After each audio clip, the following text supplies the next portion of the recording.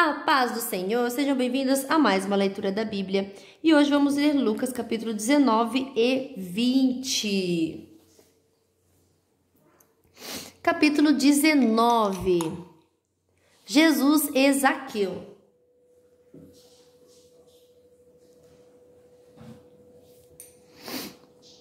Jesus entrou em Jericó e estava atravessando a cidade.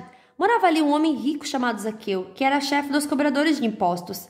Ele estava tentando ver quem era Jesus, mas não podia por causa da multidão, pois Zaqueu era muito baixo. Então correu adiante da multidão e subiu numa figueira brava para ver Jesus, que devia passar por ali. Quando Jesus chegou àquele lugar, olhou para cima e disse a Zaqueu: Zaqueu, desça depressa, pois hoje preciso ficar na sua casa. Zaqueu desceu depressa e o recebeu na sua casa com muita alegria. Todos os que viram isso começaram a resmungar. Este homem foi se hospedar na casa de um pecador. Zaqueu se levantou e disse ao Senhor: Escute, Senhor, eu vou dar a metade dos meus bens aos pobres, e se roubei alguém, vou devolver 4 vezes mais. Então Jesus disse: Hoje a salvação entrou nesta casa, pois este homem também é descendente de Abraão, porque o Filho do Homem veio buscar e salvar quem está perdido. As 10 moedas de ouro. Jesus contou uma parábola para os que ouviram o que ele tinha dito. Agora ele estava perto de Jerusalém, e por isso eles estavam pensando que o reino de Deus ia aparecer logo. Então Jesus disse: Certo homem de uma família importante foi para um país que ficava bem longe, para lá ser feito rei e depois voltar. Antes de viajar, chamou 10 dos seus empregados, deu a cada um uma moeda de ouro e disse: Vejam o que vocês conseguem ganhar com esse dinheiro até a minha volta. Acontece que o povo do seu país o odiava e por isso mandou atrás dele uma comissão para dizer que não queriam que aquele homem fosse feito rei deles. O homem foi feito rei e voltou para casa. Aí mandou chamar os empregados a quem tinha dado o dinheiro para saber quanto haviam conseguido ganhar.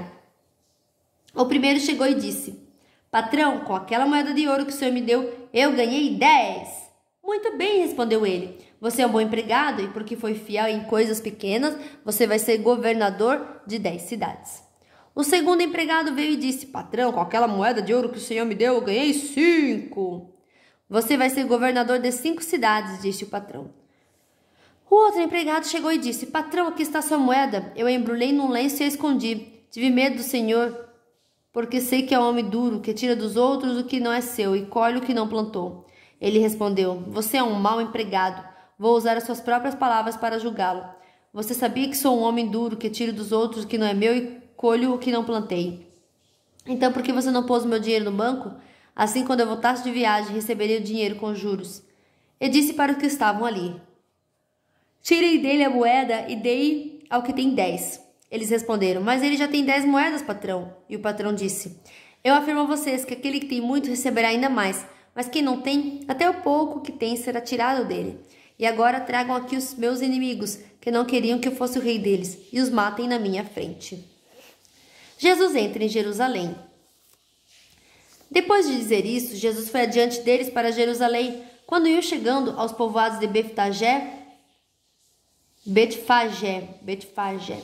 e Betânia, que ficam perto do Monte das Oliveiras, enviou 2 discípulos na frente, com a seguinte ordem: Vão até o povoado ali adiante. Logo que vocês entrarem lá, encontrarão preso um jumentinho que ainda não foi montado. Desamarrem o animal e o tragam aqui. Se alguém perguntar por que vocês estão fazendo isso, digam que o mestre precisa dele. Eles foram e acharam tudo como Jesus tinha dito. Quando estavam desamarrando o jumentinho, os donos perguntaram: Por que vocês estão desamarrando o animal? Eles responderam: O mestre precisa dele. Então eles levaram o jumentinho para Jesus, puseram suas capas sobre o animal e ajudaram Jesus a montar. Conforme ele ia passando, o povo estendia suas capas no caminho. Quando Jesus chegou perto de Jerusalém, na descida do Monte das Oliveiras, uma grande multidão de seguidores ia com ele. E eles, cheios de alegria, começaram a louvar a Deus em voz alta por tudo que tinham visto. Eles diziam: Que Deus abençoe o rei que vem em nome do Senhor. Paz no céu e glória a Deus. Aí alguns fariseus que estavam no meio da multidão disseram a Jesus: Mestre, mande que os seus seguidores calem a boca. Jesus respondeu: Eu afirmo a vocês que se eles calarem, as pedras gritarão.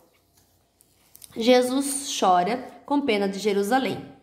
Quando Jesus chegou perto de Jerusalém e viu a cidade, chorou com pena dela e disse: Ah, Jerusalém, se hoje mesmo você soubesse o que é preciso para conseguir a paz, Mas agora você não pode ver isso, pois chegarão os dias que os inimigos vão cercá-la com rampas de ataque e vão rodeá-la e apertá-la de todos os lados. Eles destruirão completamente você e todos os seus moradores. Não ficará uma pedra em cima da outra, porque vocês não reconhecem o tempo em que Deus veio para salvá-la. Jesus no templo. Jesus entrou no pátio do templo e começou a expulsar dali os vendedores. Ele lhes disse: nas Escrituras Sagradas está escrito que Deus disse o seguinte: a minha casa será uma casa de oração, mas vocês a transformaram no esconderijo de ladrões. Jesus ensinava no pátio do templo todos os dias.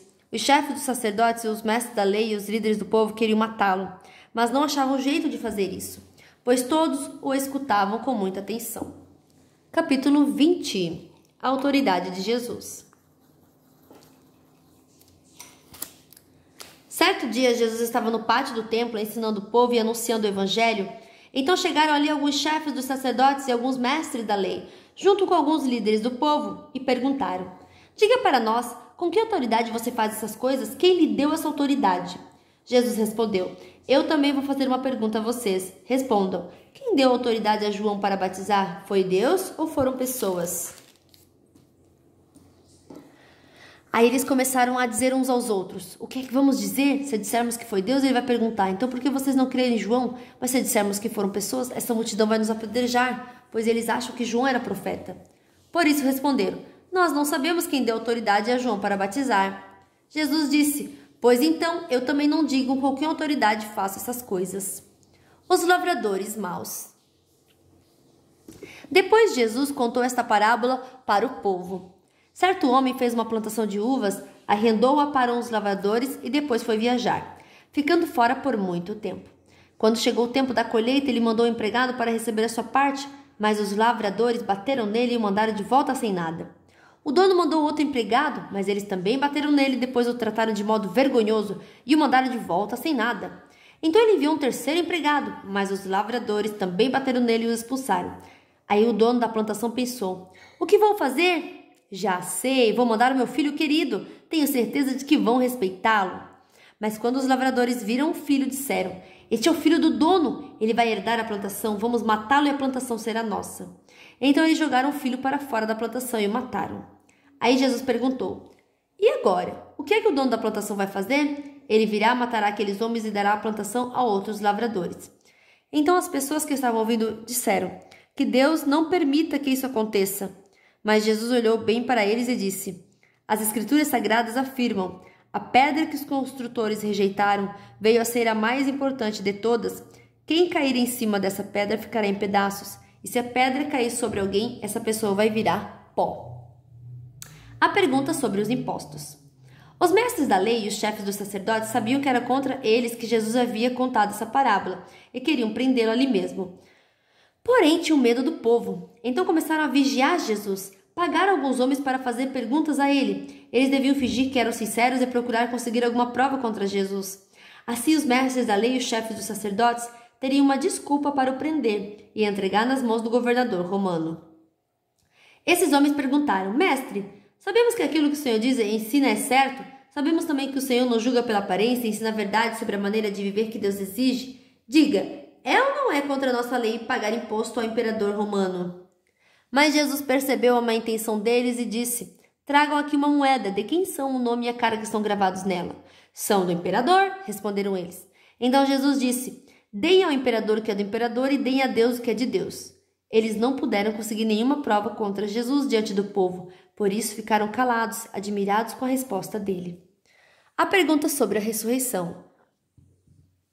Alguns saduceus, os quais afirmam que ninguém ressuscita, chegaram perto de Jesus e disseram: mestre, Moisés escreveu para nós a seguinte lei: se um homem morrer e deixar a esposa sem filhos, o irmão dele deve casar com a viúva para terem filhos, que serão considerados filhos do irmão que morreu.